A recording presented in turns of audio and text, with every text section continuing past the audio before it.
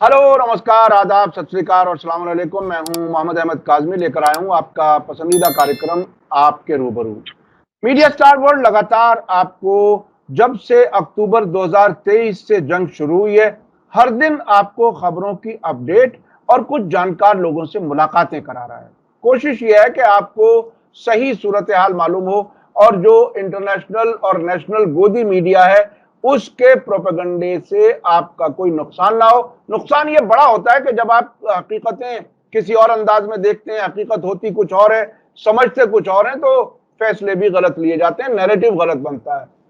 आज हम एक बार फिर बहुत ही जाने माने फिलिस्तीन के हक में एक्टिविस्ट हैं हिंदुस्तान में, फिरोज मीठी बोरवाला साहब, जो फाउंडर जनरल सेक्रेटरी हैं इंडो पैलेस्टाइन सॉलिडेरिटी फोरम के। बहुत ही एक्टिव, जब से ये जंग शुरू हुई है दुनिया भर में जहां जहां भी कॉन्फ्रेंसेस हुई हैं, मॉस्को, तेहरान, इस्तांबुल, कराकास, जहां भी कुछ हुआ है वहां वो पहुंचे हैं। इसलिए वो बहुत ही नजदीक से हालात को देख रहे हैं और समझ रहे हैं।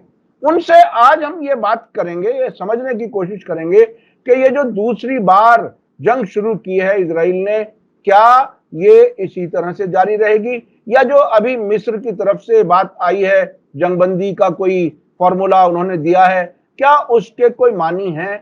उधर ईरान और अमेरिका के बीच में क्या डायरेक्ट बातचीत होगी? ट्रंप को आखिर इतनी जल्दी क्यों है डायरेक्ट बातचीत की? वो क्या क्या हासिल करना चाहते हैं?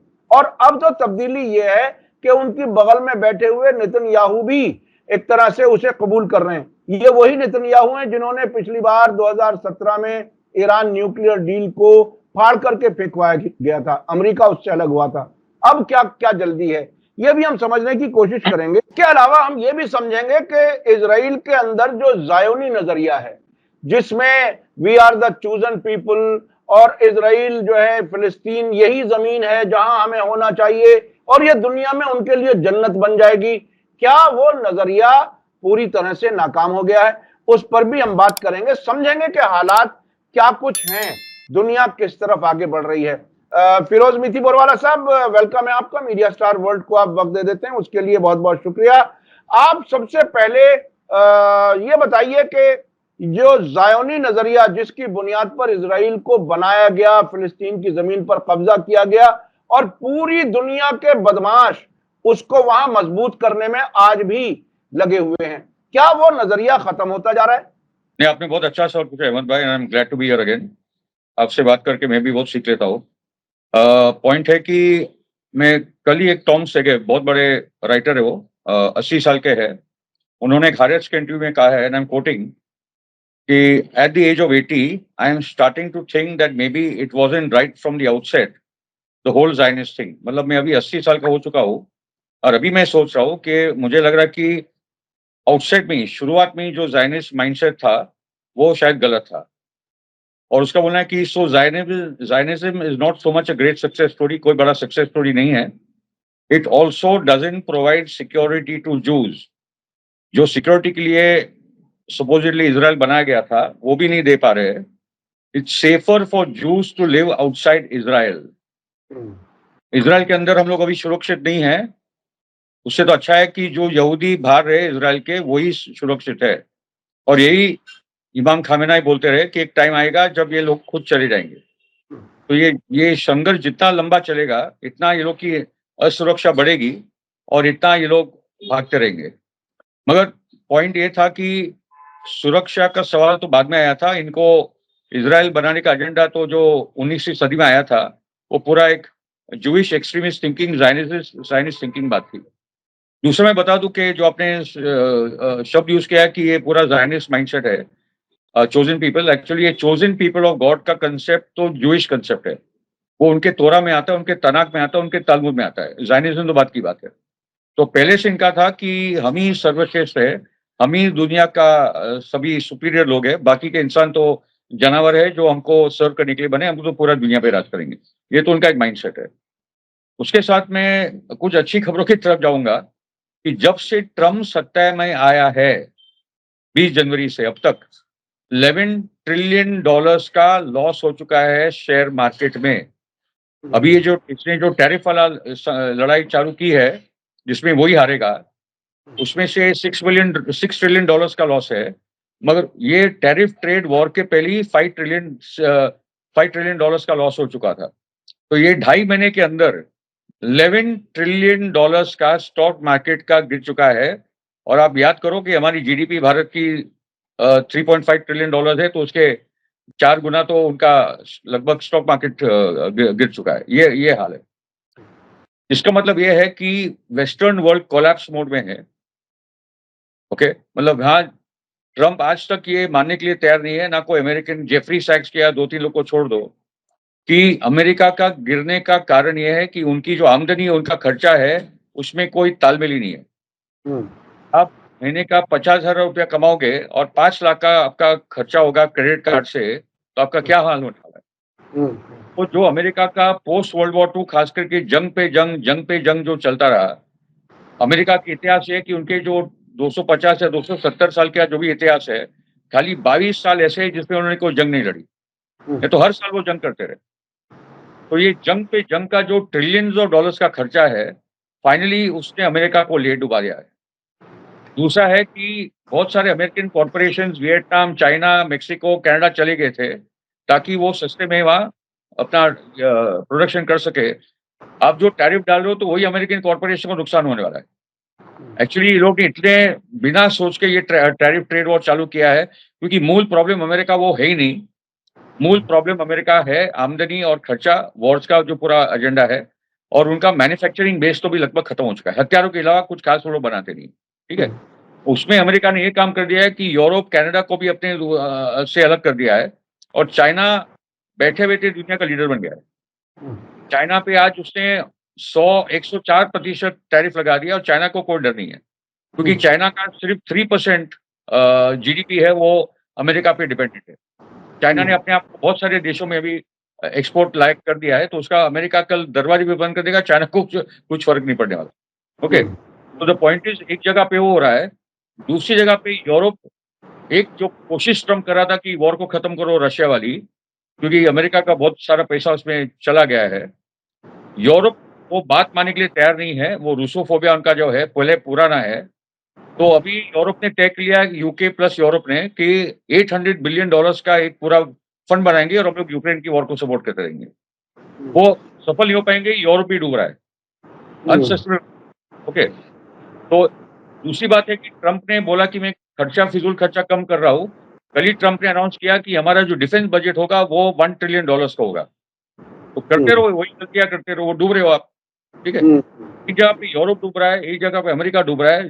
जो सपोर्टर है इज़राइल के, वो दोनों डूब रहे हैं, और तेज़ी से डूब रहे हैं। बहुत बहुत इम्पोर्टेंट बात है।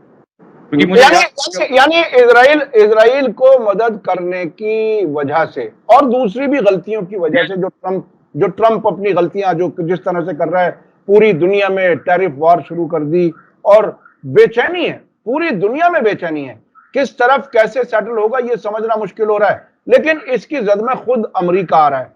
और एक चीज और है नई, फिरोज साहब, के जिस तरह से ट्रम्प ने यूरोप के खिलाफ भी एक तरह से रुख इख्तियार किया, नेटो के खिलाफ इख्तियार किया है, ऐसा लगता है कि अब खुद अमेरिका भी, जो यूरोप के सहारे खड़ा रहता था एक तरह से, या ये एक दूसरे की मदद करते थे, वो भी अब तन्हाई की तरफ जा रहा है। यानी यूरोप भी तनहा, अमेरिका भी तनहा, कनाडा अपनी तरफ उभार की तरफ शायद आएगा।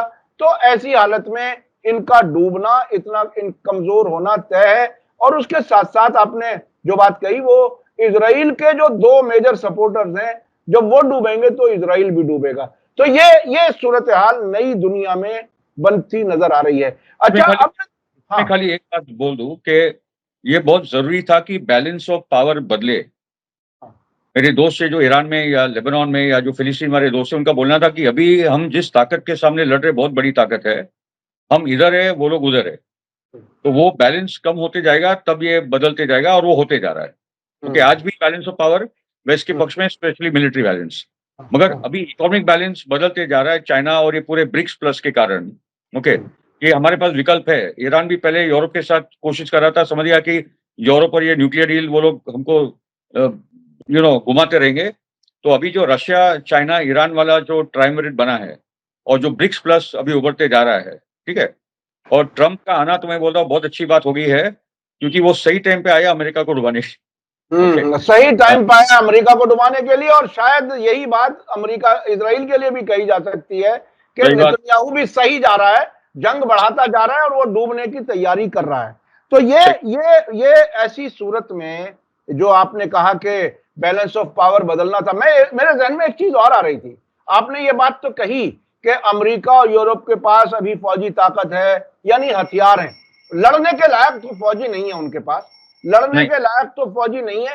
और वो बैलेंस ऑफ पावर मुझे ऐसा लगता है कि एक्सिस ऑफ रेजिस्टेंस के शहादत के लिए तैयार जो लड़ाके हैं उनकी मौजूदगी में वो बैलेंस ऑफ पावर भी अब खत्म हो रहा है। रेड सी में हम देख रहे हैं रोजाना जिस तरह से जैसे हूथी अंसारुल्लाह उनको जवाबी कार्रवाइयां करके उन्हें एक तरह से रुला रखा है। तो ये सूरत हाल है। अब अब आगे क्या लगता है, गाजा में जो जंग शुरू की है फिर से, क्या इसका क्या नतीजा होने वाला, क्या लगता है आपको? इसमें जो आपने पहले अंसारुल्लाह यमन की बात की, ट्रंप ने इतनी मूर्खता की बात की है कि उसने जो एक वीडियो लोड किया है अपने सोशल मीडिया वेबसाइट पे, सोशल मीडिया पे, कि जो यमन के जो एक गोल बनाकर अपने गांव की कुछ बातें कर रहे थे, वही ट्रंप ने बमबारी की और बोले देखो हम लोगों ने इनको मार डाला है। ठीक है? तो बेसिकली ट्रंप ने अपने वॉर क्राइम्स का ही प्रूफ दे दिया है, क्योंकि बहुत दिन दूर नहीं है कि ट्रंप को भी अभी वॉर क्राइम्स ट्राइब्यूनल में केस दर्ज होगा और उसके खिलाफ ये अरेस्ट वारंट निकलेगी। ठीक है?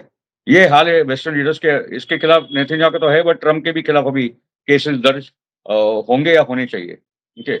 उसके साथ ये भी बात बोल दूं कि बहुत से लोग को बहुत दुख हो रहा है गाजा का हाल देख के, मुझे भी हो रहा है, आपको भी हो रहा है, क्योंकि नेतन्याहू बच्चों को डायरेक्टली, पहले तो कुछ होता था कि भाई हमास का कोई था तो बम लग गया, मगर अभी जब बच्चे स्कूलों में हैं या टेंटों में हैं, डायरेक्टली उन्हीं को वो मार रहे हैं। और एक आध इजरायली सोल्जर का स्टेटमेंट आया कि हम उनके मिलिट्री लीडर्स को तो मार ही रहे हैं, मगर उनके बीवियों को मार रहे हैं, उनको बच्चों को मार रहे हैं। ठीक है? पूरे के पूरे परिवार को, उनको, उनकी बीवी बच्चों को हम लोग सब मार रहे हैं। तो एजेंडा अरे यही है साहब, कि जर्नलिस्ट के टेंट पर हमला किया। जर्नलिस्ट, सोशल वर्कर्स है, मेडिक वर्कर्स है, ये सब आ चुका है, मगर उनका बोलना है कि हम उनके बीवी और बच्चों को भी खत्म कर रहे हैं, किसी को हम लोग नहीं छोड़ रहे।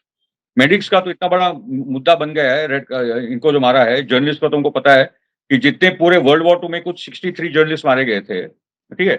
यहाँ तो लगभग 250 या उससे ऊपर अभी हो चुके हैं। 211 की तादाद है इस वक्त। 11 की संख्या, क्योंकि यही जर्नलिस्ट है जो रोज अपनी जान को जोखिम डाल के अपलोड कर करके पूरी दुनिया को उनका ये बता रहे थे कि इजराइल कितने वॉर क्राइम्स कमिट कर रहा है, इसलिए इनको हो रहा है।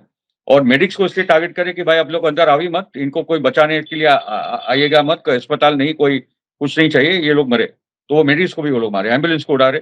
ये पूरी दुनिया के सामने ये सब प्रूफ आ चुका है। और पॉइंट ये है कि अभी भी जो रेजिस्टेंस है, हमास बोलो या जो भी बोलो वहाँ, वो अभी भी फायरिंग कर रहे हैं। आज की लेटेस्ट रिपोर्ट है कि टेल अवीव का एयरपोर्ट भी बंद हो चुका है। ठीक है? और अभी भी आप देखोगे कि ये 1 टू 1 कॉम्बैट नहीं हो रहा है, अभी भी खाली हवाई हमले हो रहे हैं। जो आप बोल रहे थे ना, इनके पास सोल्जर ही नहीं लड़ने लायक। ठीक है? तो ऊपर से हवाई हमले, मिसाइल, ड्रोन, वो सब हो रहा है। नीचे तो इजरायली सोल्जर का आज तक मैंने वीडियो नहीं देखा कि उसने हमास वालों को सामने से कोई लड़ाई की होगी। खाली इजरायली वालों का ये वीडियो दिख रहा है कि वो लोग बंदूकों को बना रहे हैं, टॉर्चर कर रहे हैं, मार रहे हैं, बच्चों को पकड़ के लेके जा रहे हैं, वही दिख रहा है। मगर कोई दिलेरी का काम, कोई ब्रेवरी का काम तो ये इजरायली आर्मी कैपेबल ही नहीं है। सबके सब चोर लूटे रहे, घरों में जा रहे हैं, लूट रहे हैं और क्या-क्या नहीं कर रहे। ओके? अच्छा तो द अच्छा, पॉइंट, कुछ लोगों को इस बात पर बड़ी चिंता है। एक रिपोर्ट आई कि गाजा का 50% इलाका अब भी इजराइल के कब्जे में है। उसे उसे आप कैसे देख रहे हैं, क्या कुछ है? कब्जे में किधर है? ऊपर वो लोग है, वो थोड़ा 15 जरा वहां से चले जाते तो ये लोग आके ले लेते। ठीक है? ये लंबी अर्बन लड़ाई है। मैं लगातार बोल रहा हूँ 4 सालों में, मुझे तो भी दिख रहा है जिस प्रकार से अमेरिकन स्टॉक मार्केट कोलैप्स हो रहा है। ठीक है? यूरोप मूर्खता कर रही है, तो मुझे तो दिख रहा है कि ये 4 साल में तो ये बहुत सारी चीजें खत्म हो जाएगी। ओके? पॉइंट आपको और एक बात बताऊं इसमें कि ईरान वाला जो मैटर आया है, जो आपने जिक्र किया था, उसमें भी आते हैं कि ईरान को लेकर जो ये बोल रहे कि हमसे बातचीत कीजिए, तो क्या बातचीत कीजिए? जो ओबामा ने जो न्यूक्लियर डील की थी, वो ट्रंप ने आके खत्म की नेतन्याहू के बोलने पे। बाइडेन ने भी उसको वापस जारी नहीं किया, जो डेमोक्रेटिक पार्टी का कंटिन्यूटी होना चाहिए था कि भाई ट्रंप ने खत्म किया तो मैं लाता हूँ, तो बाइडेन ने भी नहीं किया, क्योंकि बाइडेन भी कट्टर ज़ायनिस्ट है, बोलता भी है वो बात। ओबामा भी हुई थे, बट एक अलग-अलग कॉन्टेक्स्ट से वो बात का। सो द पॉइंट इज़ के ट्रंप जो ईरान के साथ बातचीत करना चाहता है, वो भी बोलेगा कि आपने मेरी पूरी बात नहीं मानी तो फिर मैं आप पे हमला करूँगा। तो ये न्यूक्लियर डील वाला एजेंडा भी नहीं है। न्यूक्लियर डील तो ईरान पहले से तैयार था, सब कुछ हो चुका है।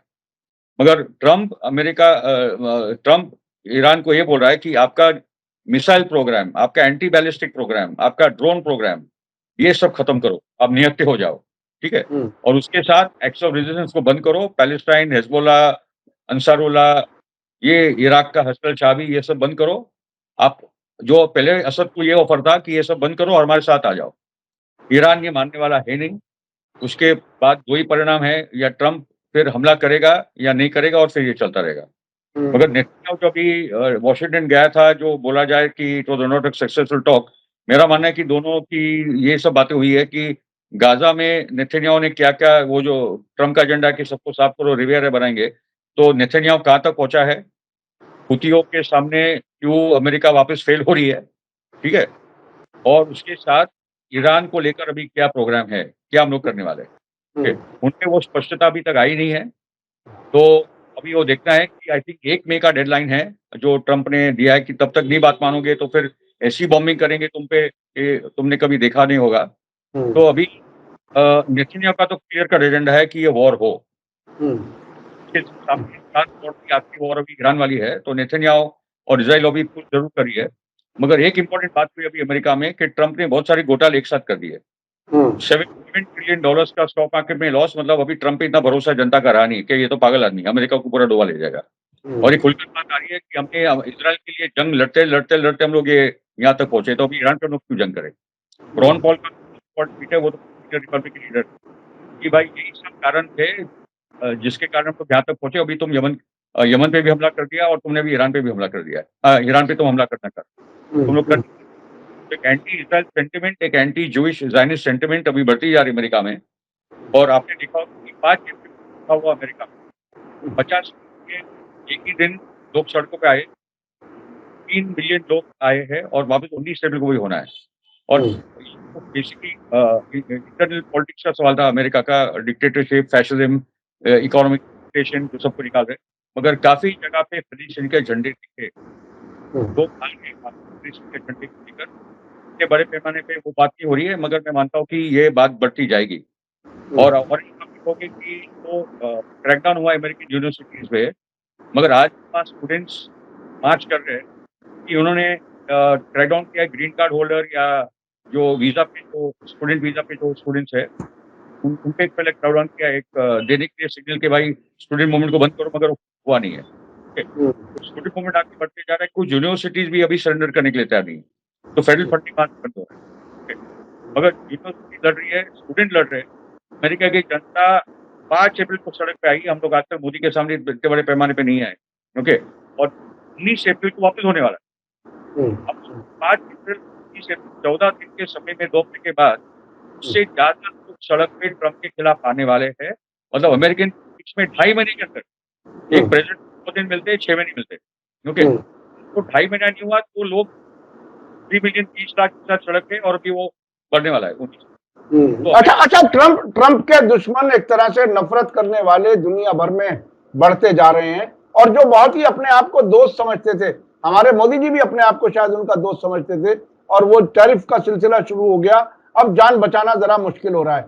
और जितने मजबूती से चीन ने या दूसरे मुल्कों ने फैसले लिए हैं, उस तरह का कोई फैसला हमें भारत में नजर नहीं आ रहा है। अच्छा, अब मैं भाई इसमें खाली तो बात, मुझे शर्म आ रही है आज मोदी सरकार पे, ठीक है, कि इतने नपुंसक बन चुके हैं कि वो ये टैरिफ का जवाब नहीं दे पा रहे। छोटे से छोटे मुल्क मेक्सिको भी बड़ा जवाब दे रहा है अमेरिका को, कनाडा जवाब दे रहा है, ओके? मोदी क्यों नहीं जवाब दे रहा है? मैं उसका कारण 2 मिनट में बता दूं। मोदी और अडानी का जो भ्रष्टाचार है भारत में और दुनिया भर में, जो हिंडनबर्ग रिपोर्ट में भी आ गया, और बाद में पता चला कि अडानी ने घूस देने की कोशिश की थी और उस पे अरेस्ट वारंट है, $256 मिलियन का घूस दे रहा था वो किसी अधिकारी को वहाँ। तो वो तो एकदम मोडानी मॉडल का जो करप्शन आज अमेरिका ने, ट्रंप ने पकड़ लिया है, ठीक है? ट्रंप ने बोलते-बोलते बोल दिया भाई बैलेट पेपर पे इलेक्शन करा दो, क्योंकि उसको ही पता है कि भारत में इलेक्शन मोदी चीटिंग से जीत रहा है, ईवीएम से जीत रहा है, बैलेट पेपर से नहीं जीत रहा है। तो वो उससे 2-3 बार मोदी को ताने भी दे दिए, तो मोदी चुप बैठ के सुन रहा है। तीसरी जो बात है कि जो पन्नू खालिस्तानी जो असैसिनेशन प्लॉट्स अमित शाह और डोवल ने जो पूरे करवाए, आज वो जो कुत्ता उनके हाथ में फंसा पड़ा है, उनके पास वो भी पूरा प्रूफ है कि असैसिनेशन प्लॉट में रॉ का क्या रोल है, अजीत डोवल का क्या रोल है। ठीक है? पॉइंट इज के मोदानी, अडानी, मोदी, अमित शाह और डोवल जो 4 टॉप जो आज सत्ता को देख रहे हैं भारत में, वो सब के सब फंसे पड़े हैं ट्रम्प के हाथ।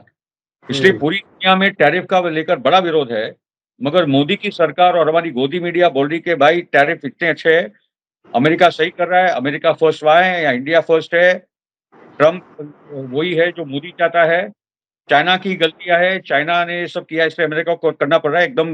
मतलब हमारा जो गोयल करके जो कॉमर्स मिनिस्टर है, वो रोज ट्रम्प से ज्यादा सिफारिश टैरिफ की आज गोयल कर रहा है हमारे भारत में। जी जी तो जी। मुझे सरप्राइज भी नहीं है कि जो लोग का आजादी के आंदोलन में ऐसे ही सब रोल था, अंग्रेजों के साथ थे, तो आज भी जब अमेरिका का पूरा आक्रमण दुनिया में हो रहा है, तो वही लोग यहाँ सत्ता में बैठे अनफॉर्चुनेटली। वो गांधी नेहरू की परंपरा वाले लोग होते, भगत सिंह की परंपरा वाले लोग होते, तो आज दिल्ली को और जवाब देता है और वॉशिंगटन को, ये लोग तो पूरा सरेंडर कर दिया। ये आगे बढ़ो। यकीनी तौर पर भारत इस इलाके का बड़ा मुल्क है, इलाके की ताकत है, और वो हम अपनी ताकत समझ भी नहीं पा रहे और ना उसका इस्तेमाल कर पा रहे। अच्छा, अब मैं चलना चाहता हूं ये जो ईरान और अमेरिका के बीच में जो बातचीत, हालांकि आपने थोड़ा सा उसके सिलसिले में बीच में बात की है, लेकिन क्या क्या ऐसी जल्दी है कि ट्रंप ईरान के साथ जल्दी से जल्दी एग्रीमेंट करना चाहते हैं? वो क्या वजह है? ट्रम्प कोई एग्रीमेंट नहीं करना चाहता। ट्रम्प ये बोलना चाहता है कि मैंने तो बातचीत की, ईरान मारा नहीं, मगर अभी मैं बम लेकर आ रहा हूं, क्योंकि नेतन्याहू को जल्दी है। नेतन्याहू को जल्दी है कि ये जो ग्रेटर इजराइल प्रोजेक्ट है, एक जगह पे पूरे पैलेस्टाइन में नरसंहार चल रहा है, गाजा पे, वेस्ट बैंक में, सब जगह नरसंहार चल रहा है, सीरिया में आक्रमण है, लेबनान पे रोज बॉम्बिंग है। ठीक है? तो ये तो जारी है उनका उनका और यमन के साथ बॉम्बिंग जारी है, उन्हीं के ये सब पूरे अलायंस है। इराक को डिस्टेबलाइज करने की कोशिश है कि इराक पे पूरा दबाव बने कि हफ्तर शाह भी ईरान के साथ जुड़कर ना काम करे। ओके? और उनका टारगेट है ईरान। तो जितनी जल्दी जंग नेतन्याहू डायरेक्टली नहीं करेगा, वो अमेरिका को उतारना चाहता है। ओके? इसलिए ट्रंप ने डेडलाइन दी है कि भाई तुम तब तक ये बात मान दो, नहीं तो मैं आ रहा हूं। ये जल्दी है, नेतन्याहू को ज्यादा जल्दी है ट्रंप से। वरना ट्रंप अभी अभी आया है, भाई तुम तुम्हारी इकोनॉमी को स्टेबलाइज करो। ठीक है? तुम यमन पे बॉम्बिंग कर रहे हो, गाजा का नरसंहार जारी है, तुम ईरान पे हमला करने चाहते हो। ये एजेंडा अमेरिका का कोई भी बुद्धिमान आदमी नहीं करेगा। ये नेतन्याहू का एजेंडा है जो चला रहे। और मैं आपको बता दूं कि 2 इंपॉर्टेंट अमेरिकन प्रेसिडेंट रह चुके हैं, जिमी कार्टर और निक्सन, और ये दोनों ने कहा है कि how the Jewish lobby controls US politics. ये और ट्रंप ने तो एक बार ये बोल दिया था कि भाई 15 साल पहले किसी की औकात नहीं थी ये देश में इजराइल का विरोध करना, इजराइल की टीका करना, जूइश लॉबी के खिलाफ बोलना। जूइश लॉबी तो ये देश को चलाती थी। ये ट्रंप और ये इलेक्शन के दौरान वो बोल रहा था। तो इतना तो कंट्रोल है जूइश लॉबी का इस पे। और जिमी कार्टर निक्सन का एक बहुत इंपॉर्टेंट वीडियो आया है। आखिरी प्रेसिडेंट था जॉन एफ कैनेडी, जो लड़ा के खिलाफ, और जो जॉन एफ कैनेडी को मोसाड ने मरवा दिया, क्योंकि John F Kennedy nuclear program के विरोध थे इजराइल के। John F Kennedy right of return, जो पैलेस्टीन का अधिकार है कि जो निकाले गए 1948 में उनको वापस घर भेजा जाए, जॉन एफ कैनेडी ये सभी डीप स्टेट के खिलाफ लड़ रहा था। ट्रंप तो खाली डीप स्टेट की बात करता है, जॉन एफ कैनेडी वो डीप स्टेट के खिलाफ लड़ रहा था। और ट्रंप को डीप स्टेट का ही कंट्रोल आ क्योंकि डीप स्टेट आपके देश में इजराइल है, उसके खिलाफ आप बिल्कुल बिल्कुल बिल्कुल। जंग का एजेंडा नेतन्याहू का है। कोई भी समझदार अमेरिकन प्रेसिडेंट होता तो पहले अपनी इकोनॉमी को स्टेबलाइज करता। ये तो जंग पे जंग लड़ते जा रहा है। ये अमेरिका का एजेंडा नहीं है, पूरा जूइश इजरायली एजेंडा है जो ट्रंप फॉलो कर रहा है। अच्छा, ट्रंप इससे ज्यादा क्या कर लेंगे जो जो बाइडेन ने इजराइल को मदद करके किया है? उससे आगे क्या कर लेंगे? क्या ईरान, जिसने अभी पिछले 2 महीने में कम से कम 2 अंडरग्राउंड शहर दिखाए हैं पूरे पूरे मिसाइलों के, और उनके पास ड्रोन और सारी चीजें हैं, और वो ये कहते हैं कि अगर हम हर हफ्ते एक को दिखाएं तो कम से कम 2 साल लगेंगे। क्या इनसे लड़ने की हिम्मत है अमेरिका की? इस इलाके में 50,000 अमेरिकी फौजी मौजूद हैं, 9 बेसिस हैं जो आसपास हैं ईरान के आसपास मुल्कों में, वो सबको टारगेट करने की बात कर रहा है ईरान। ऐसी हालत में क्या ट्रंप इतनी हिम्मत कर पाएंगे, या हर बार वो मार दूंगा और जहन्नम बना दूंगा और फिर उसके बाद गोता लगा के बैठ जाते हैं? ऐसा नहीं लगता कि एक बार और जलील होना पड़ेगा? इसमें अमेरिका ट्रंप बाइडेन कोई लॉजिक के आधार पर थोड़ी ऑपरेट करे। लॉजिक और रैशनैलिटी और मॉरल का तो कोई सवाल ही नहीं है। ये इजराइल का एजेंडा है और इजराइल लॉबी इस पूरे ब्लैकमेल से, फंडिंग से ये सबको पुश कर रहा है। बाइडेन भी हाली करप्ट था, ट्रंप उससे ज्यादा करप्ट है या उतना ही करप्ट है, ठीक है। ये बिके हुए सेनेटर्स और कांग्रेसमैन हैं अमेरिका के, जो जेफरी एप्स्टाइन के वीडियो सेक्स टेप में सबके सब लपेटे हुए हैं, ठीक है। तो इसलिए इसका कोई लॉजिकल उत्तर तो कोई दे नहीं सकता। इतना ही है जो मुझे परेशानी, जो आपको भी परेशानी है, कि जंग जारी होने के बाद जब ईरान बहुत ही पावरफुल कंट्री है, इसलिए वो लोगों ने बार-बार सोचा उसके बारे में। ओबामा की थोड़ी अक्ल थी, इसलिए वो सब नहीं किया उसने। मगर उनके हाथ में, इज़राइल के हाथ में, अमेरिका के हाथ में जो न्यूक्लियर ऑप्शन है, वही ऑप्शन है जो शॉक एंड होगा। जब जब जब ईरान पे हमला होगा और ईरान उत्तर देगा जो सभी अमेरिकन बेसेस को उड़ा देंगे, और तब यमन में बड़ा उठाव होगा, इराक बड़े पैमाने पे हसरत शाह भी अटैक करेगी, सीरिया में भी कुछ होने वाला है, लेबनान, हिजबुल्लाह तो उसका जवाब देगा ही देगा। इतने बड़े पैमाने पे जब ये और हमास और ये जो पूरा एक्सप्लोड होने वाला है, तब इज़राइल का तो एंडिंग टाइम आ रहा है। जब अच्छा एंडिंग अच्छा टाइम अच्छा अच्छा, क्या इसका नतीजा ये भी नहीं, हाँ, वो एंडिंग टाइम आएगा तो न्यूक्लियर ऑप्शन का इस्तेमाल होगा, जो सैंक्शन ऑप्शन है। क्योंकि इज़राइल का क्लियर कट है कि जब मेरा अंत आ रहा है तो मैं सब जगह पे न्यूक्लियर बॉम्ब छोड़ने वाला हूँ। यूरोप के कैपिटल पे भी टारगेट करके रखा है।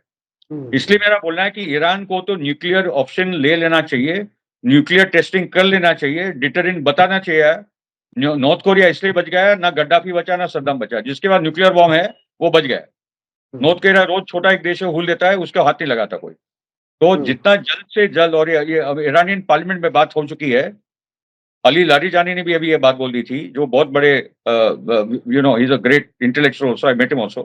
तो Ali Razi that we will have to look at that option, and I think the earlier that Iran undertakes the nuclear option, वो तो 2 दिन के अंदर बना सकते हैं, उनकी पूरी तैयारी है। डिटरेंट बता दिया तो कोई अटैक नहीं होने वाला है, वरना ये अटैक करेंगे, मेरा बोलना है। और अब वो अटैक के बाद भी ये होगा कि ईरान ही जीतेगा, एक्स ऑफ रीजन जीतेगा, अमेरिका। और क्योंकि आप इनको हरा नहीं, आप जमीन पे तो जाना नहीं चाहते, ऊपर से हमला करते रहेंगे। गाजा पे आप 17 महीने से हमले करे, आपने उखाड़ क्या लिया है? कुछ नहीं। आपने कई लाखों लोगों को मारा है, 3 लाख से ज्यादा, और बच्चों को मारा है, जिसके कारण आज इजराइल और दुनिया की यहूदी कौम आज बदनाम हो चुकी है। यानी यानी यानी न्यूक्लियर बम से ही ईरान अपने आप को महफूज कर सकता है, बचा सकता है, सिर्फ यही ऑप्शन है। और मुझे ऐसा लगता है कि ईरान न्यूक्लियर बॉम्ब बनाकर डिटरेंट बता दे, मेरे पास न्यूक्लियर बॉम्ब है। बिल्कुल बिल्कुल, वो डिटरेंट आ गया तो फिर वो न्यूक्लियर बॉम्ब नहीं डालेंगे। That what I am saying. ये और अगर ईरान, शायद इजराइल के लिए भी ये एक अपना, चूंकि वो कहता है कि हमारे वजूद के लिए खतरा है, ईरान हमें मिटाना चाहता है, इसलिए ईरान के खिलाफ हमला जरूर हो। और अगर अगर अमेरिका उसमें कदम ना बढ़ाए, ईरान से डर करके, जो अब तक एक्सिस ऑफ रेजिस्टेंस जो उनको नाको चने चबा रहा है, तो वो हिम्मत अगर ना कर पाए तो उस शक्ल में इजराइल का खात्मा यकीनी है। क्या इसका नतीजा ये समझा जाए? जी जी, तो इजराइल इसको सस्टेन नहीं कर पाएगा। इजराइल को पता है कि ईरान जो है वो पूरा एक्स ऑफ रेजिस्टेंस का पिलर है। जी, वो उसके कंधे पे ये पूरा चल रहा है। तो ईरान पे हमला करो ही करो, ये इजराइल की पूरा ताकत वो लगा रहा है। इसी में जो मैंने पहले बोला था कि अगर ट्रंप तैयार नहीं होगा तो इजराइल, नेतन्याहू तो ट्रंप को मरवा देगा। वो जो मेमो का मैंने बार बार जिक्र किया है, ये ट्रंप ने लिख दिया कि अगर मुझे मारा गया तो ईरान ने मारा है। तो अगर नेतन्याहू देखेगा कि ट्रंप नहीं तैयार हो रहा है तो ट्रंप को भी हटा देगा, या कोई बड़ा आतंकवादी हमला, क्योंकि अभी आतंकवादी हमला अमेरिका में जरूरी है। ट्रंप का जो $1 ट्रिलियन स्टॉक मार्केट डिक्लाइन, तो भाई हेडलाइन कैसे बदलेगी? तो कोई बड़ा आतंकवादी हमला करवा दो, बाद में ईरान पे ब्लेम कर दो, ताकि वो एक नया चैप्टर चालू हो जाए। तो ये बहुत सारी कॉम्प्लेक्सिटीज इस दौरान है। मगर इतना तय है कि इजराइल अनसस्टेनेबल है, जो मैंने टॉम सेगेव का भी स्टेटमेंट बता दिया। ओके, अभी मैं एक इंपॉर्टेंट इनिशिएटिव की तरफ आता हूँ, जो बहुत पहले होना चाहिए था। यूनाइटेड नेशंस का एक कानून है, राइट टू प्रोटेक्ट। ओके, कि मान लो कि सिक्योरिटी काउंसिल में प्रस्ताव जाता है कि एक पीस कीपिंग का फोर्स गाजा भेजा जाए, और अमेरिका वीटो कर देता है, और चाइना रशिया बोलते हैं कि होना चाहिए। उसके बाद क्या होता है? क्या सिक्योरिटी काउंसिल फाइनल है? कि ये जनरल असेंबली में बात जाती है और जनरल असेंबली में बात जाती है। तो जनरल असेंबली में अगर मेजॉरिटी कंट्रीज ये बोलते हैं कि international peace keeping force United Nations के बैनर के अंदर एक पीस कीपिंग फोर्स जानी चाहिए गाजा, और जो देश तैयार है वो अपने अपने सेनाएं भेजे, तो चलो हम लोग गाजा जाते हैं। तो उसका एक पीपल्स मूवमेंट अभी चालू किया है, a call to action from civil society. We call upon governments worldwide to establish and deploy an international military force to protect civilians, ensure unhindered aid throughout the occupied Palestinian territory, and guarantee the Palestinian right to self-determination. Okay, मतलब हम लोग दुनिया के सरकारों को appeal कर रहे हैं कि सेना को जमा कीजिए और गाजा भेजिए, क्योंकि जो इंटरनेशनल कानून है टू प्रोटेक्ट सिविलियन लाइफ वो हम लोग करें। और एक एंडोर्समेंट का कॉल भी है, मैं आपको भेजूंगा, अपने अपने श्रोताओं को भेज दीजिएगा ताकि वो साइन करे। इनिशिएटर्स में दुनिया के कुछ 15-20 संगठन है, Palestine Commission on War Crimes, Euromed, Human Rights Monitor, World Wide Laws Association, Global Legal Alliance for Palestine, ऐसे बहुत सारे संगठन है जो ये कर रहे हैं। और मैं आपको उसका कॉन्टेक्स्ट बता दूं, यूनाइटेड नेशंस जनरल असेंबली का रेजोल्यूशन है, uniting for piece, ensuring the protection of civilians and human rights workers in Gaza.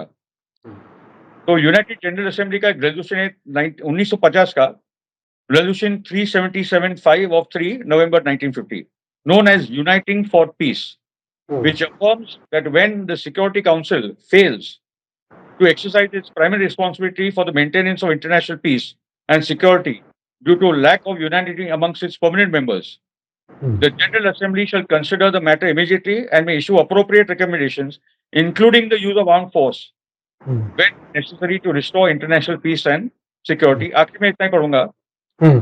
Okay, तो उसमें कुछ इंटरनेशनल अग्रीमेंट्स है हमारी इंटरनेशनल चार्टर में, यूनाइटेड नेशंस में, जिसमें है कि अगर सिक्योरिटी काउंसिल फेल होती है तो जनरल असेंबली वो जिम्मेदारी निभाए, यूनाइटेड नेशंस के तहत, उनके बैनर के तहत एक पीस कीपिंग फोर्स गाजा भेजी जाए। ये अभी मूवमेंट चालू है, ये तो हमको पहले करना चाहिए था, मगर अभी कुछ कंट्रीज साथ में आ रही है इसको लेकर, तो वो भी हो रहा है। ओके, जो जेनोसाइड कन्वेंशन है 1949, जो ह्यूमन राइट्स डिक्लेरेशन है 1948 का, ये सब इसमें शामिल है। तो ये बहुत बड़ा पीपल्स इनिशिएटिव अभी दुनिया में आ रहा है, और ये देखिए कि ये बात यूएन जनरल असेंबली में कब जाती है, कब पहुंचती है, क्योंकि अब देखा नहीं जा रहा है। हेमंत भाई, बिल्कुल, जिस हद तक, जिस तरह से वो जुल्म किया जा रहा है गाजा पर खास तौर पर, वो वाकई कोई भी एक नॉर्मल इंसान नहीं देख सकता। अजीब लोग हैं कि मुसलसल जिंदा लोगों को कत्ल कर रहे हैं, जला रहे हैं, और अपने आप को बेगुनाह भी कहने की कोशिश की जा रही है।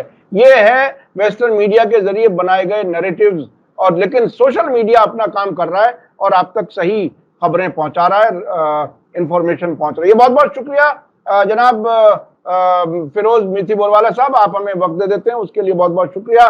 मैं अपने दर्शकों से कहूंगा कि इतनी गहराई से, खास तौर पर जो आपने बताया कि सिर्फ न्यूक्लियर बम ही ईरान को बचा सकता है, नेतन्याहू की पूरी कोशिश है कि वो अमेरिका के जरिए हमला कराए, और अगर कुछ भी ना हो तो आखिर में वो न्यूक्लियर बम से उड़ा दे उस पूरे इलाके को। जी, इसमें आखिरी एक पॉजिटिव नोट पे मैं बात करना चाहता हूँ। एक कर्नल विल्सन है, ये भी बहुत बड़े विद्वान आदमी है अमेरिकन आर्मी के, उन्होंने ये बात कही कि Palestinians had every right to do what they did on October 7। 7 अक्टूबर को जो उठाव किया फिलिस्तीनियों ने, अलग सा तूफान बोल के, वो उनको पूरा अधिकार है करने का। और मैं आपको बता दूं कि वो 7 अक्टूबर भारत का 1857 है, वो 7 अक्टूबर 1942 है, भारत का, अंग्रेज भारत छोड़ो, ठीक है, क्योंकि गाजा में रोज जलियांवाला बाग हो रहा है। गाजा दुनिया का करबला है, और गाजा आज वो जलियांवाला बाग है। एक जलियांवाला बाग ने भारत को हिला दिया था 13 अप्रैल वाला। ओके, और आज वो जलियांवाला बाग जो है, वो उसकी शहादत और उसकी परंपरा को याद करके भारत के लोगों को बड़े पैमाने पे फिलिस्तीन के आंदोलन को सपोर्ट करना चाहिए। यकीनी तौर पर बहुत बहुत शुक्रिया फिरोज साहब। इसी के साथ मैं अपने दर्शकों से कहूंगा कि आज का वीडियो आपको कैसा लगा कमेंट्स में जरूर लिखें, और ज्यादा से ज्यादा लोगों तक शेयर करें। इसी के साथ मुझे दीजिए इजाजत, धन्यवाद, शुक्रिया, जय भारत, जय हिंद। मीडिया स्टार वर्ल्ड के और वीडियो देखने के लिए हमारे चैनल को सब्सक्राइब करें और सीधे नोटिफिकेशन पाने के लिए बेल आइकन दबाएं। और अगर हमारी खबर सच्ची और अच्छी लगे तो अपने व्हाट्सएप, इंस्टाग्राम, फेसबुक और ट्विटर अकाउंट पर जरूर शेयर करें।